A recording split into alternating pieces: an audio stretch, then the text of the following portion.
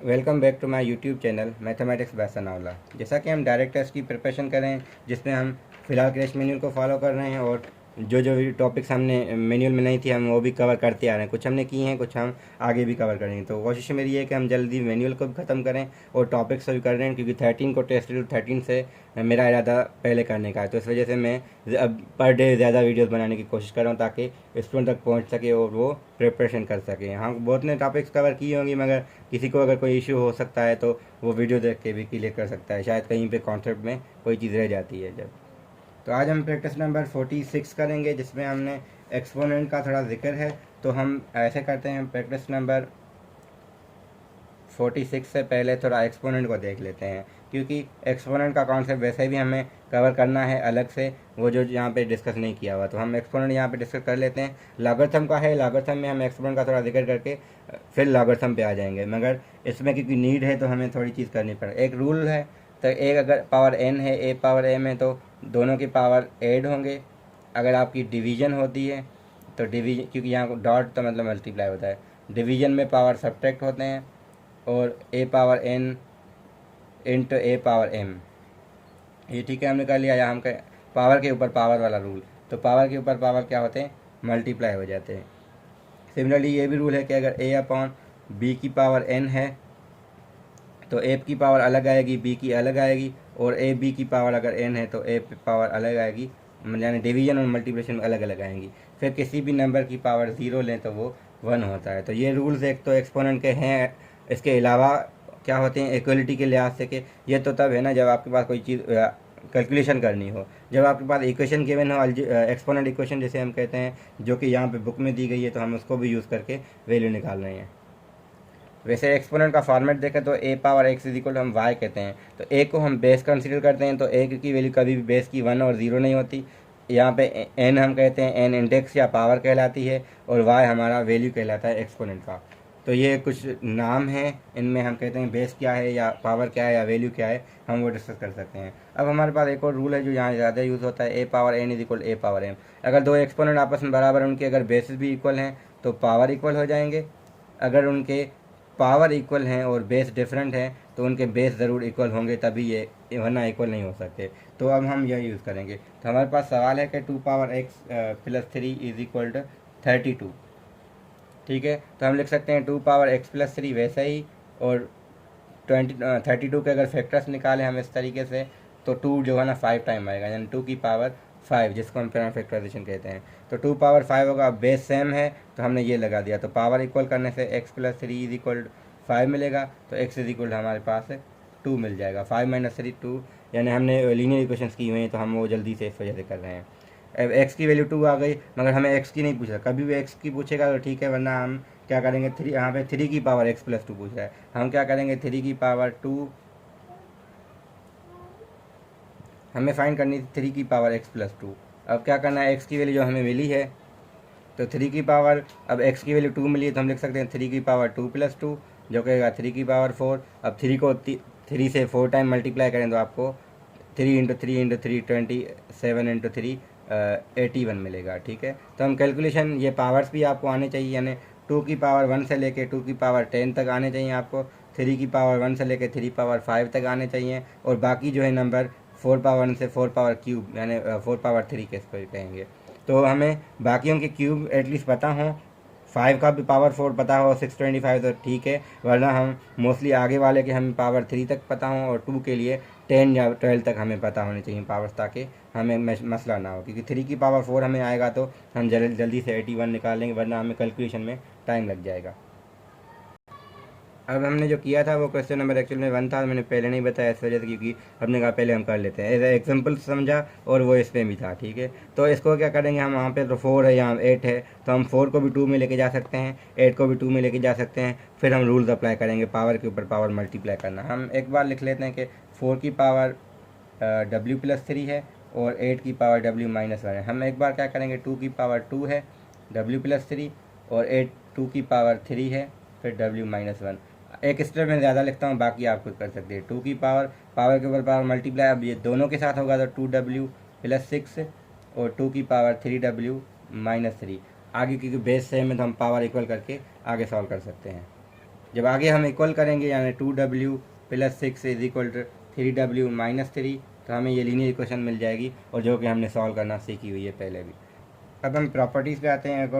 अगर 4x plus 12 is equal 36 है, तो हमें वैल्यू चाहिए x प्लस 3 की। तो एक तरीका ये है कि हम यहाँ से x की वैल्यू निकालें, फिर वो यहाँ पे रखें। एक तरीका यहाँ पे क्या होता है, सिंप्लीफाई। हम रूल पढ़ते हैं कि अगर आपकी a is equal to b है, तो आप दोनों साइड कोई नंबर a c या b c कर सकते हैं। तो यहाँ पे वही हुआ है। यहाँ देखा जाए तो आपके पास इसमें क्या था, 4x प्लस 12 था, और आपको चाहिए क्या, इसमें आपको चाहिए x प्लस 3। तो x प्लस 3 कैसे आ सकता है, यहाँ पे देखें तो x कैसे आएगा, जब हम 4 डिवाइड करेंगे तो यहाँ भी 4, यहाँ भी 4, यहाँ भी 4, क्योंकि देखा जाए तो यहाँ तो x 1 आ गया ख़त्म होके, और यहाँ भी देखें ऑब्वियस है कि 1 टाइम 3 टाइम टेबल लग रही है, तो यहाँ क्या होगा, इज इक्वल टू 9। तो हमें वैल्यू मिल गई directly without solving for the x से, यानी x के सॉल्व करने के अलावा ही हमें एक प्रॉपर्टी हमने यूज़ की, दोनों साइड डिवीजन। ऐसा ही होता है कि अगर आपके पास x plus 2 is equal to 6 है, तो 2x प्लस, तो अगर हमें 2x प्लस 4 की वैल्यू चाहिए, तो हमें पता है ऑब्वियस है कि यहाँ भी 2 मल्टीप्लाई, यहाँ भी 2 मल्टीप्लाई हुआ है, तो यहाँ 2 मल्टीप्लाई करेंगे तो 12 मिल जाएगा। तो ये प्रॉपर्टी भी हम यूज़ कर सकते हैं। ऐसे कोई सवाल होंगे हमारे पास।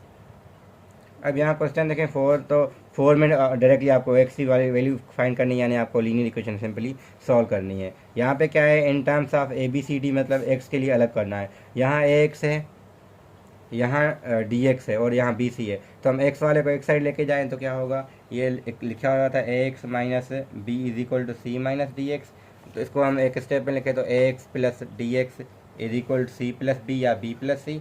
तो हमें यहाँ पे देखें तो दोनों में हमने फैक्टराइजेशन क्योंकि की हुई है, इस वजह से मैंने वो टॉपिक्स पहले करवा दी, क्योंकि यहाँ पे भी यूज़ ये होती है।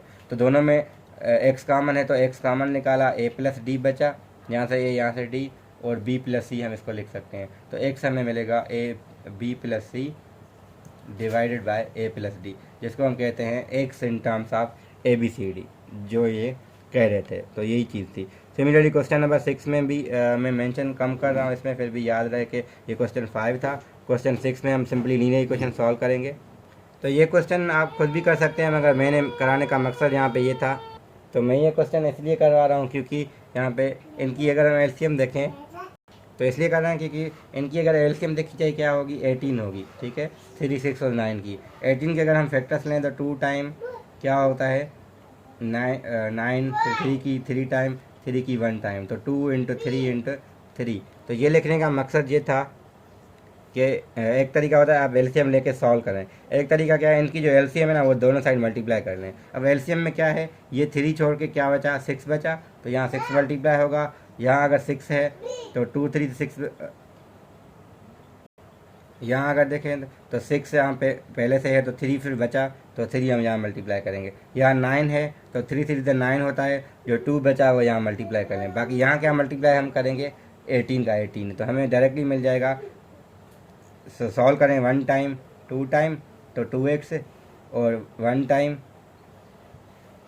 सॉरी ये मिस्टेक हो गई, यहाँ पे ऐसे नहीं करना, हमें क्या करना था, ये चीज़ बाकी ठीक थी, यहाँ तक टेबल हम नहीं लगाएंगे।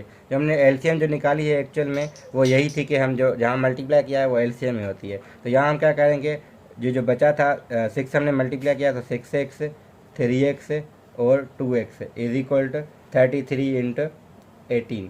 ठीक है, तो ये हमने कर लिया। बाकी क्या बचा, 3x और 9x और 11x आ जाएगा। 11x is equal to 33 into 18। तो इन क्वेश्चन में भी एक ट्रिक होती है कि हम जो है ना मल्टीप्लाई में, हमेशा कहता हूँ पहली वीडियोस में मैंने कहा है कि मल्टीप्लाई लिखना और करना, यहाँ हम मल्टीप्लाई लिखी है हमने, क्योंकि फ़ायदा क्या है, जब हम x की वैल्यू निकालेंगे तो क्या होगा, 33 डिवाइडेड बाय 11 मल्टीप्लाई बाय 18। तो फ़ायदा हमें यहाँ क्या मिल रहा है कि हम यहाँ पे 11 की टेबल 1 टाइम 3 टाइम लगेगी। ठीक है, और 3 18 है, हमें 54 मिल जाएगा, यानी x की वैल्यू 54 डायरेक्टली मिल गई without multiplication of the 33 into 18। तो यहाँ पर एक ये भी ट्रिक है। तो एक तरीका ये था कि जो एलसीएम आई है उनमें ये देखें जो इसमें है उसके अलावा मल्टीप्लाई कर लें ऊपर, और नीचे कुछ नहीं लिखें, वो डायरेक्टली जाके यहाँ मल्टीप्लाई कर लें, आपका टाइम बचेगा, क्योंकि वैसे भी वहाँ पे करना होता है मल्टीप्लाई। तो क्वेश्चन 3 मैंने 7 इसलिए लिखा है ऐसा, क्योंकि यहाँ पे सिर्फ ये बताना है कि इसमें बाय क्रॉस करनी है। यहाँ पे जो भी चीज़ें यहाँ पे होगा, यहाँ पे जो टर्म होगा इसके साथ 2 मल्टीप्लाई करना है, इसको 3 के साथ जिसको हम कहते हैं बाय क्रॉस मल्टीप्लिकेशन। ठीक है, तो ये चीज़ हो जाएगी तो आपके पास फिर अगेन लीनियर इक्वेशन बनेगी। आप एक्स या वाई जो वेरिएबल होगा उसके लिए यूज़ कर सकते हैं। तो यहाँ पे क्या था असल में, what is the value of C, तो वो हम क्योंकि यहाँ पे ऐसे होगा कि बी की टर्म शायद ख़त्म हो जाए, इस वजह से इन्होंने दिए, या जो भी हो आपको सी की वैल्यू मतलब क्या है कि सी को अलग करना है। सिमिलरली क्वेश्चन 8 आपसे हो जाएगा क्योंकि वो 1 की तरह ही है, हमने जैसे किए हैं, इसको भी 2 की पावर में लेके जाना है, इसको भी 2 की पावर में लेके जाना है। सिमिलरली ये क्वेश्चन वैसा है जो हमने डब्ल्यू के लिए किया था, लार्जेस्ट इंटीजर के लिए। अब इसलिए मैं बता रहा हूँ क्योंकि आप खुद करें, जो ना हो तो इसलिए मैं कॉन्टेक्ट मेंशन करता हूँ, फिर उनको जिन 1-2 स्टूडेंट हो सकते हैं या कुछ हो, मतलब मिनिमम 10 भी हो तो मैं उनको रिप्लाई कर सकता हूँ। ज़रूरी नहीं कि हम सारा ये करें। इसमें कुछ क्वेश्चन ऐसे हैं जो जिनमें ट्रिक्स लगेंगी तो वो मैं करूँगा, बाकी जैसे इन टर्म्स वाला क्वेश्चन हुआ तो आप वो कर सकते हैं। सिमिलरली ये भी इन टर्म्स का है, what is the value of x, यानी लीनियर इक्वेशन सॉल्व करनी है आपको। अगेन यहाँ पे क्या है, आपकी value of x he find करनी है। ये वैसा ही क्वेश्चन है जो हमने ये किया था। ठीक है, इसमें फ़र्क क्या है कि 3x को इस साइड लेके आएंगे तो 4x² माइनस 3 इक्वल 0 होगा, फिर ये वैसे ही सॉल्व होगा जो हमने लास्ट में किया था। सिमिलरली ये क्वेश्चन है y इक्वल 2x है, 3x which is the greater x और वाई। तो ये चीज़ इंपॉर्टेंट है। यहाँ पे हमें लग रहा है कि y 2x है, y डबल है 2x है, मगर इसमें जो ट्रिक बताई गई है यानी जो रखी गई है ट्रिक, वो हमें देखनी है इसमें।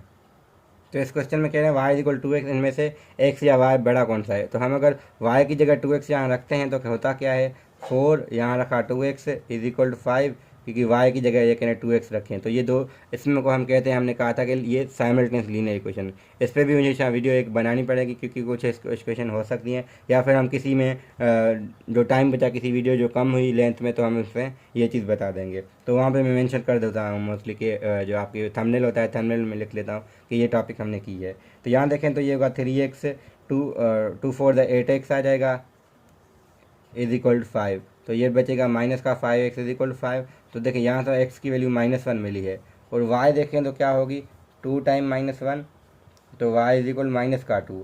अब हमें ये पता है नेगेटिव नंबर्स में -2 बड़ा है या -1 बड़ा है, तो ऑब्वियसली -1 बड़ा है, तो इसलिए यहाँ पे x बड़ी हो गई। हालांकि y डबल था 2x का मगर नेगेटिव नंबर होने की वजह से y कम हो गया और x ज़्यादा हो गया। तो इसमें इसका जो आंसर होगा विच वन इज़ ग्रेटर, तो हम कहेंगे x है। जब भी ऐसी कोई सिचुएशन आएगी तो हम ऐसा ही करेंगे। सिमिलरली ये क्वेश्चन है, अब इसमें हम फार्मूला यूज़ करेंगे जो हम पढ़ चुके हैं पहले, कि अगर आपको x - 4 इज इक्वल टू 9 है, तो x - y 4 इज इक्वल, ठीक है 9 है, आपको x² - 4 की वैल्यू फाइंड करनी है। ठीक है, तो हम क्या कर सकते हैं इसमें के, अब यहाँ लिखने का मतलब ये इतना मुश्किल नहीं है सवाल, इस वजह से मैंने यहाँ लिखा है। यहाँ से हमें x की वैल्यू निकालनी है, 9 + 4 13 हो जाएगी लीनियर इक्वेशन सॉल्व की। यहाँ 13 रखा, 13 का स्क्वायर -4, जो भी आंसर आ गया आपके पास। तो अब क्वेश्चन नंबर 17 है जिसमें कह रहे हैं ये चीज़ इक्वेशन गिवन है, इसमें कह रहे हैं वैल्यू ऑफ a बताएं जबकि b -1 है। तो सिंपली b की जगह -1 रखना है, बाकी बची a के लिए हम लीनियर इक्वेशन सॉल्व करेंगे। हाँ, ये जो क्वेश्चन है 7x + 10 is equal 44, what is 7x - 10। तो हमने ऐसे क्वेश्चन वैसे किया हुआ है, फिर भी हम कर रहे हैं। क्वेश्चन 18 है, तो 7x + 10 इज इक्वल अगर 44 है तो 7x - 10 क्या होगा। अब -10 कैसे आएगा, जब हम 7x + 10 में यहाँ भी -20 करेंगे, यहाँ भी -20 करेंगे। फ़ायदा क्या होगा, यहाँ -10 बचेगा जो हमें चाहिए, और यहाँ पे आंसर हमें मिलेगा 20 का 4, ठीक है 24 सॉरी। सिमिलरली यहाँ पे हुआ क्या है कि हम ये चीज़, लेफ्ट साइड इफेक्ट क्या आया है, सब्ट्रैक्शन का आया या एडिशन का आया। अगर सब्ट्रैक्शन का है तो ऐसा नंबर सब्ट्रैक्ट करें ताकि वो बन जाए जो ये कह रहे हैं, क्योंकि पहला नंबर सेम है। अगर ये भी चेंज होता तो फिर यहाँ कुछ और ही हो जाता, फिर हम एक्स की वैल्यू निकाल के कर सकते थे। लास्ट क्वेश्चन है इसका 19, इसमें कह रहे हैं ये इंपॉर्टेंट भी है कि a² + b² अगर 0 आ रहा है, ठीक है, तो a² - b² क्या होगा। इसमें यह भी कह रहे हैं what is the value of A B, पहले ए बी भी पहले पूछ रहे हैं हमसे। तो यहाँ एक चीज़ समझनी है कि अगर कोई नंबर है उसका स्क्वायर और दूसरा नंबर उसका स्क्वायर, अब स्क्वायर हमेशा पॉजिटिव होते हैं जबकि वो रियल नंबर्स हों। तो ये ऑब्वियस हम रियल नंबर तक पढ़ रहे हैं, क्योंकि मैट्रिक तक पहले में कॉम्प्लेक्स नंबर का जिक्र नहीं था, तो हमारे पास रियल नंबर में ऐसा कोई नंबर नहीं जिसका स्क्वायर नेगेटिव हो, तो सारे नंबर पॉजिटिव होंगे, यानी जो भी नंबर होगा उसका स्क्वायर पॉजिटिव होगा। अगर इसका स्क्वायर और वो भी ऐड होंगे, हाँ माइनस हो तो हो सकता है कि 3 का स्क्वायर -3 का स्क्वायर 9 - 9 0 हो सकता था, मगर एक नेगेटिव हो एक पॉजिटिव, मगर यहाँ पे माइनस है। अगर है भी प्लस और है भी स्क्वायर तो ये 0 कभी हो ही नहीं सकते, जबकि ए भी 0 ना हो बी भी ज़ीरो ना हो, क्योंकि किसी कोई एक ज़ीरो नहीं होगा फिर भी वो नंबर आ जाएगा एंड उसका स्क्वायर करके वो सॉल्व हो जाएगा। अगर ए ज़ीरो है तो बी का स्क्वायर जो बनेगा वही आएगा, ज़ीरो कभी नहीं आएगा। ये तो ये ज़ीरो कब आएगा, क्योंकि किसी नंबर का स्क्वायर करें और प्लस करें तो वो ज़ीरो तभी आ सकता है जब वो खुद ज़ीरो हो। तो यहाँ पे क्या कंडीशन है, अगर दोनों ज़ीरो हैं तो ये भी हमें वैल्यू मिल गई, तो ए स्क्वायर माइनस बी स्क्वायर फिर क्या होगा, zero square minus zero square, जो कि वो भी ज़ीरो ही मिलेगा। तो डिफरेंस किसी का ज़ीरो आ सकता है, अगर किसी का एडिशन ज़ीरो आया है वो भी स्क्वायर नंबर्स का, तो वो ज़ीरो हों, इसके अलावा और कोई पॉसिबिलिटी है ही नहीं। तो इस वजह से ये इसका रीज़न ये है कि ये हम ज़ीरो ले रहे हैं, ए भी ज़ीरो बी भी ज़ीरो। तो यहाँ पे हमारी प्रैक्टिस 46 कंप्लीट होती है, जिसमें हमने एक्सपोनेंट लीनियर इक्वेशन से मोस्टली ये किए हैं। तो इस वजह से हमारा जो नेक्स्ट होगा टारगेट वो 47 प्रैक्टिस होगा। उसमें भी हालांकि यही चीज़ें कुछ रिपीट होंगी, कुछ नई चीज़ें अगर हुई तो हम वो भी देख लेंगे। Thank you.